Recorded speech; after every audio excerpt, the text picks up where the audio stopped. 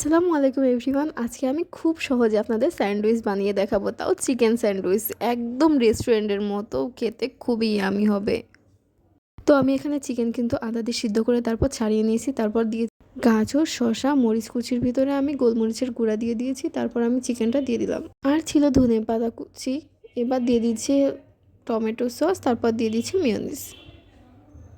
এবার খুব ভালোভাবে আমরা মিক্স করে নেব। মিক্স করে নিয়ে তারপর ব্রেডে দিয়ে দিচ্ছি। তো এত সহজে কিন্তু এত টেস্টি একটা স্যান্ডউইচ বানানো যায়, এটা কিন্তু না বানালে বিশ্বাসই হবে না। তো আমি কিন্তু একটা ডিম পোচ করে নিয়েছি, আপনারা না চাইলে নাও দিতে পারেন, বাট আমার এই স্যান্ডউইচের সাথে ডিমটা দিলে অনেক ভালো লাগে।